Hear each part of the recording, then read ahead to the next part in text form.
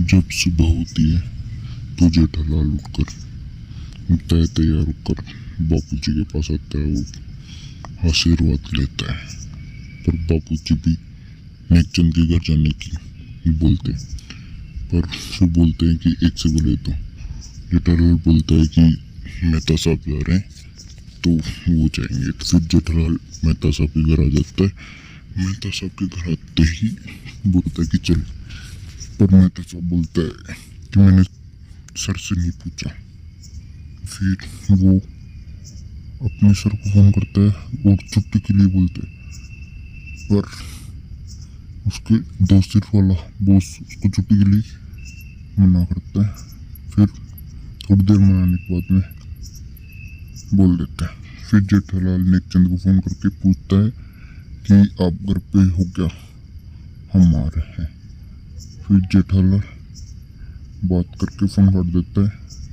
तभी उसकी बीवी, नेकचंद की बीवी पूछती है कि किसका फोन था, तो जेठालाल का 25 लाख का। तब जेठालाल घर से निकल जाता है। निकलते ही रास्ते में बबीता जी मिल जाती हैं और जेठालाल बबीता जी को थैंक यू बोलता है। फिर अय्यर बोलता है कि बबीता ने पैसे नहीं दिए, मैंने पैसे दिए, मेरे को थैंक यू बोलो। फिर जेठालाल अय्यर को थैंक यू बोलता है और कुछ देर बात करने के बाद में वहाँ से निकल जाता है और निकल कर नेकचंद के घर पर पहुँच जाता है। नेकचंद के घर पर पहुँचकर नेकचंद की वाइफ उनका गेट खोलती है और अंदर आते हैं।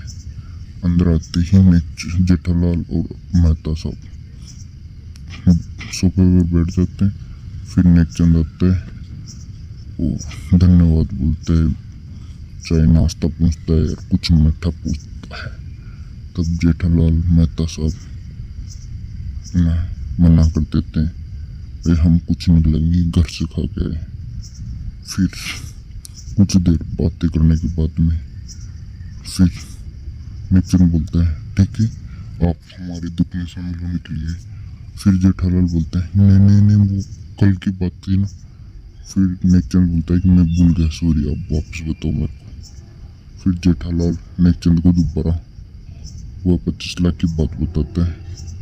फिर नेकचंद चेक करता है फोन में 25 लाख आए नहीं आए। फिर जेठालाल समझाता है भाई कैसे 25 लाख रुपए नेकचंद के अकाउंट में आए। फिर नेकचंद और उसकी वाइफ बोलते हैं कि आपसे इतनी बड़ी गलती कैसे हो गई। नेकचंद बोलता है कि ये मेरे पापा नहीं आपको दिए थे और आपने पैसे वापस पापा को डाले और पापा के मरने की खबर सुनकर आपने वो पैसे लेने आ गए। जेठालाल ये सब सुनकर शौक हो जाता है। मेहता साहब भी शौक हो जाते हैं। फिर वो दोनों उन्हें समझाने की कोशिश करते हैं, पर नेकचंद और उसकी वाइफ नहीं मानते। बोलते हैं कि आप इतने बड़े व्यापारी हो, ऐसी गलती कैसे हो सकती है। फिर वो पुलिस की धमकी दे देते हैं नेकचंद। फिर जेठालाल गुस्से में होकर